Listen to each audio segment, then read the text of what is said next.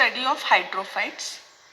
Hydrophytes are the plants which grow in abundance of water. We are going to observe three hydrophytes which are of different types. The first one is Hydrilla, which is a freshwater submerged type of hydrophyte. It is a rooted hydrophyte. The roots are of adventitious types and they are attached to the substratum. It has got a stem which is slender, and this stem is without sclerenchyma tissue so that the stem will not break due to the water currents. The leaves, they are thin and membranous. They are thin, very thin and membranous, and they are whorled. A circle of leaf is arranged. Circle of leaves are arranged at each node. So you can see here there are 1, 2, 3, 4 and 5 leaves are present. In the second node you can observe 1, 2 and 3 leaves are present. So at some places 3, 5, so around 2 to 6 leaves they are present in whorled manner. These leaves, they are without cuticle and without stomata. The gases which are dissolved in water, they are directly taken inside. They diffuse inside through the thin and membranous leaf. The entire plant is covered with a layer of mucilage. So this prevents rotting of plant because it is constantly under water. So this is submerged type of hydrophyte, Hydrilla. The second plant is called Eichhornia. The common name is water hyacinth. It is called Jalaparni in Marathi. You can see these Jalaparni plants covering the surface of water on the Mutha river. Now this is a floating type of hydrophytes. If one plant is present within a short period of time, this plant produces many daughter plants. Here you can see this is a daughter plant which is produced by this plant. The method of vegetative propagation is by offset. So this is the stem which grows horizontally and it has an axillary bud here which will grow into a new plant.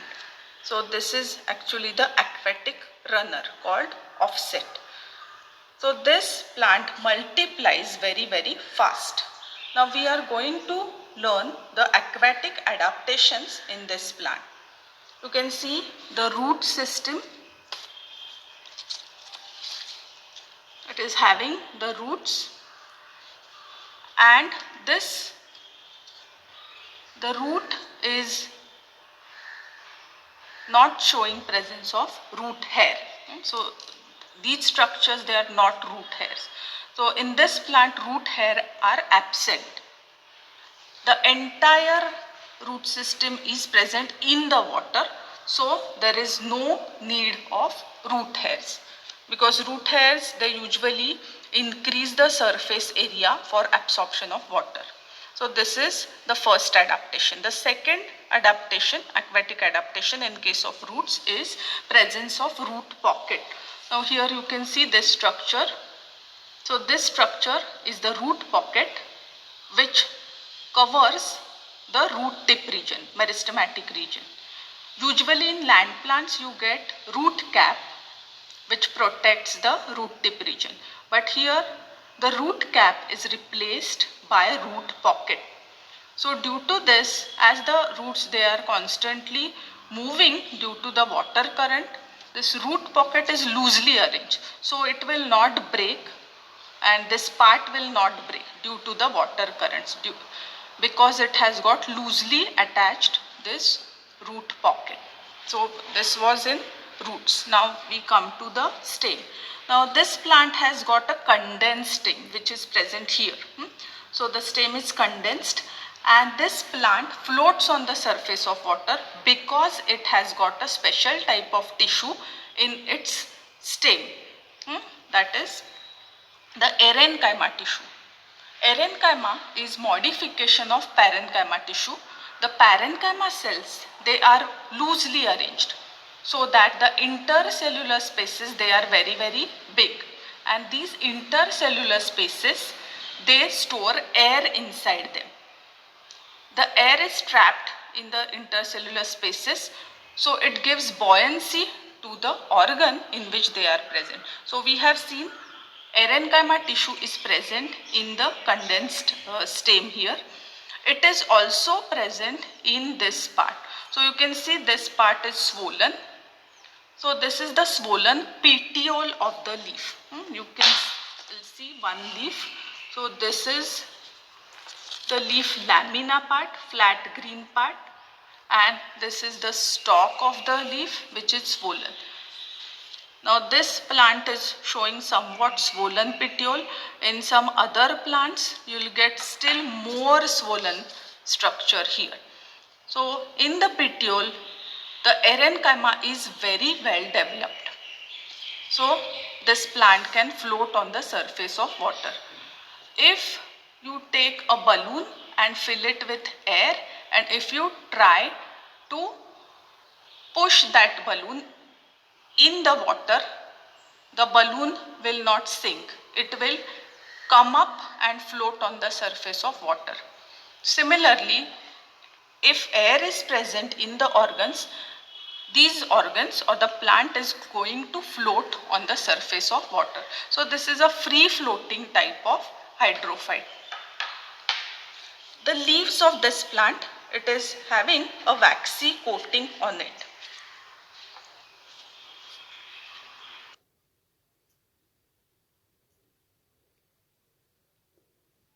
These are the real plants which are seen on the surface of water.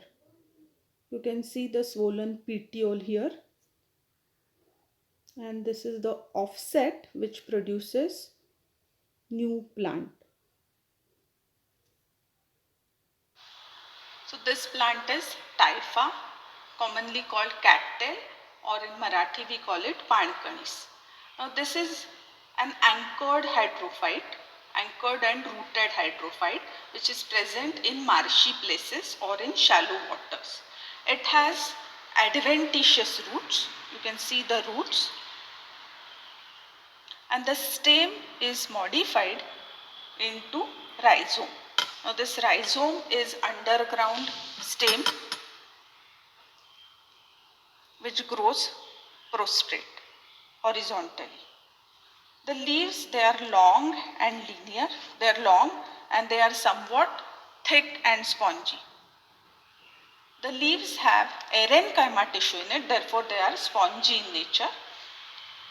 The water level will rise or sometimes it will go down. So it has got this parenchyma tissue in it. The leaves are present in the air, so the stomata are present, and the cuticle is also present because these are exposed to sunlight also. The plant has to stand erect in the marshy soil or in the soil, so it has got the mechanical tissues in it. So these are the adaptations in Typha.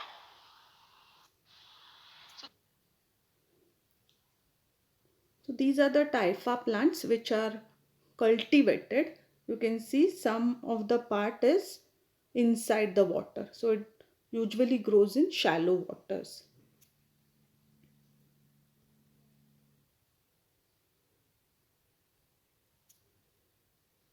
So now we have seen different types of aquatic plants.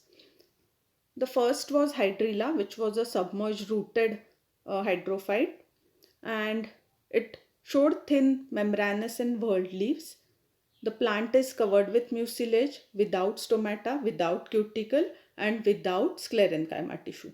The second type of hydrophyte was Eichhornia, which is a free floating hydrophyte, and mainly it has erenchyma tissue in the stem part and in the petiole. Now this plant does not show root hair and it shows presence of root pocket. The vegetative propagation takes place by offset. The third plant, Typha, was an anchored and rooted type of hydrophyte. Actually, this is a hygrophyte which grows in wet conditions. So here the leaves, they are spongy with erenchyma tissue, and these they show presence of stomata and presence of cuticle also. It has got a well developed sclerenchyma tissue also. There are some other plants which come under this category, rooted and anchored, like the lotus plant or the water lilies, and usually these also show presence of erenchyma which gives buoyancy to the plants, and these plants they show presence of leaves which float on the surface of water. So the lower surface is in contact with water and the upper surface is in contact with air. So in these plants the stomata are present only on the upper surface of leaf. So such leaves are called epistomatic leaves. So we have studied some of the adaptations in aquatic plants.